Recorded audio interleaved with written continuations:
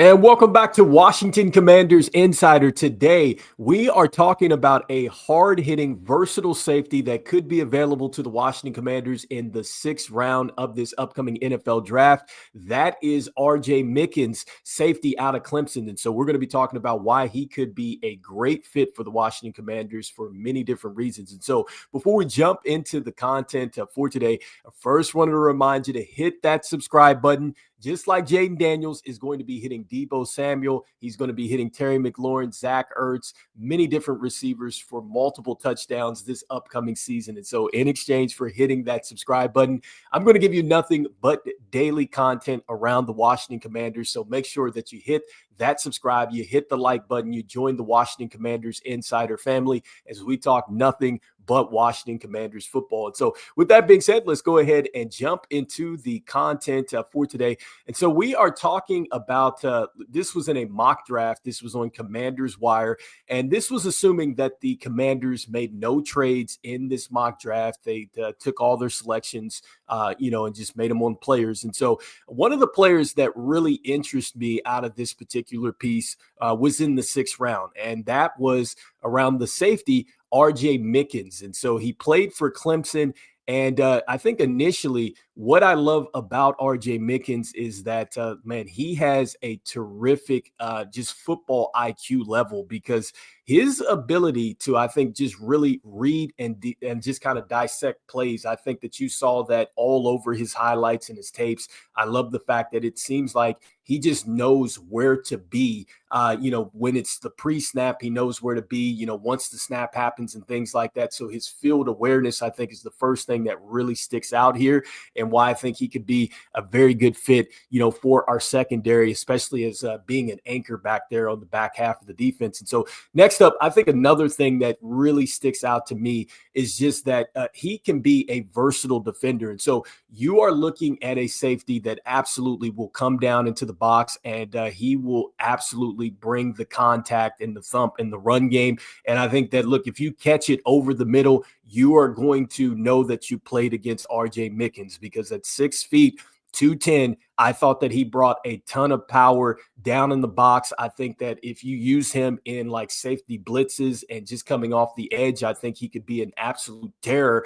Next up, I think another thing that really you love about him is this is a guy that is just a natural leader. I think that, look, he is just a player that I think a lot of players kind of look to. I think when I was looking in his NFL draft profile that was on NFL Draft Buzz, and they were just talking about that, look, he was a team captain for this Clemson team. With that leadership, I think he would definitely bring that type of leadership to the Washington Commanders. We talk about just what it means to be a Washington Commander. You're talking about being competitive. You're talking about being a high character person and just having those standards. I think that he certainly would fit that bill. And then next up with him, this was, again, in his NFL Draft Buzz profile that I loved.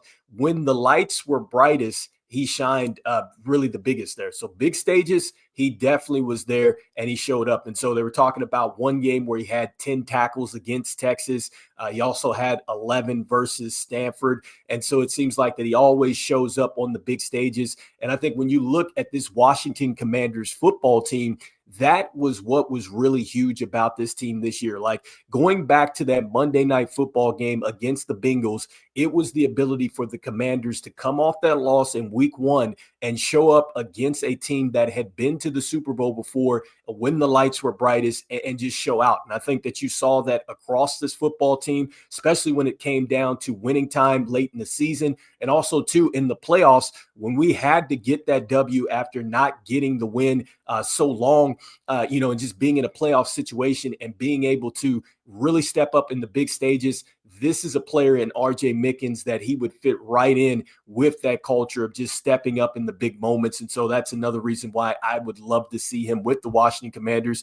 And then next up, I think that he's just, to me, he's an excellent athlete, because when you look at his 40 time, 4.5 40, that is very good speed at that size, and then also to that height. Next up, I think another thing too that really kind of jumps off the kind of the metrics when you're looking at just what he did at the NFL Draft Combine, 41 and a half vertical, tied for second in the NFL combine. And I think that, look, you would say, oh, well, how does that translate as a safety? I would say this.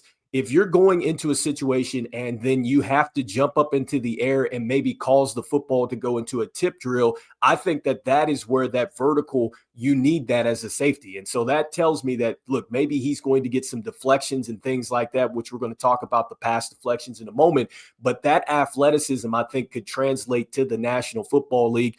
And the next, look, I loved his pad level. I love how he plays with a nastiness and an old school type of mentality where he's the type of player that when he comes up for pass deflections, he will use his pads. And I mean, he will try to dislodge you from the football. That counts as it's just an incomplete pass. And it also, too, in some cases, it could count as a fumble as well, right? Because if a player catches it, makes a football move, he's coming in with such force. He has that ability, I think, to dislodge the football from players. And so I think that he could really help us there. And when it came down to the interceptions, man, I loved his interceptions. They looked very natural. I thought that he made several picks in different ways.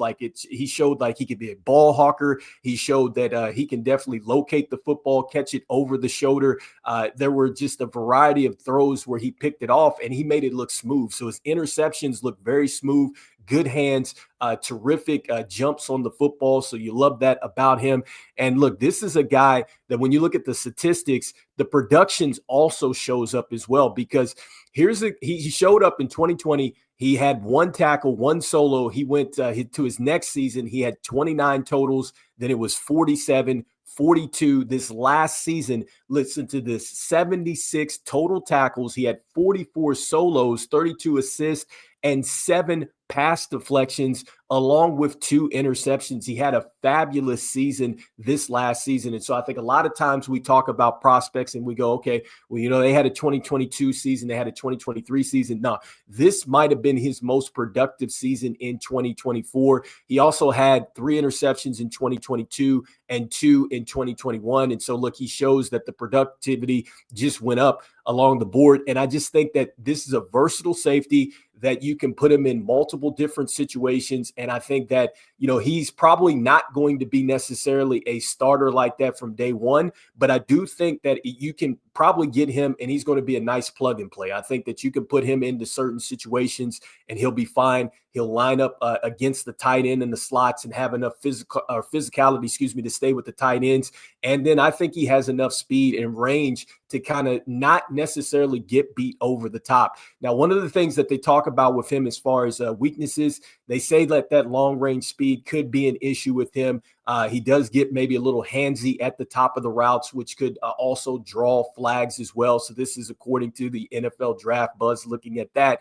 And then the next thing that we're talking about too is just, when it comes down to the scheme, and on the defensive side of the ball and things like that, it's just how much will he be able to contribute? Like, is he going to be limited in his role at the next level? Could he necessarily grow into an expanded role? And initially, they're talking about him being a great cover 2 type of corner, along with a quarters kind of concept. And I think that, look, that does fit in a bit with the Washington Commanders. I think that us being able to get a good mix of the man and the zone coverage, he would fit in just fine. And I think about the cover 2 that the Tampa Bay Buccaneers really dominated with Tony Dungy and then John Lynch and those guys like that. That was tough. And so I think that if you can mix him in there, he can be a chess piece really on your defense that, look, he can do some things for you, especially when we're talking about coming up in the run game. We need that. And then for a team that literally had 7 interceptions in the Washington Commanders last season, just talking about his productivity, look, he got 2 last season. This is a guy that's shown that he can definitely get to the football. And so that is always needed when you're talking about a defense that can turn an offense over. And so anyway, let me know in the comments what you guys think about RJ Mickens. I think that he would be a great fit, for all those reasons. And on top of that, another thing that is an added bonus is that his father, Ray Mickens, played in the NFL for several seasons with the Jets and the Patriots. I think he played with the Browns as well. very good nickel cornerback. And so this is a guy that he has the it factor. I think that he brings a lot more thump, as far as coming up in the run than maybe Ray Mickens did. But still, I think that he has got all the intangibles to be really a steal in round 6. And especially when you're talking about a building block piece for this defense, because we talk about maximizing the window with Jaden Daniels. That also means that you still have to get some younger players that are going to be on that timeline. He could very well be a player that we're talking about some years later that it's like, man, that was a great selection. And remember, Dan Quinn, look, he coached up Cam Chancellor. I think at some point, the Washington Commanders, look, if they want to play that type of defense like we saw in Seattle, where it was able to dominate and things like that, I think you do have to get really an anchor back there at safety that can do a lot of different things. And RJ Mickens, man, I think that he checks a lot of the box. So let me know what you guys are thinking. And as we always say, go Commanders. I will see you guys on the next one. All right, peace.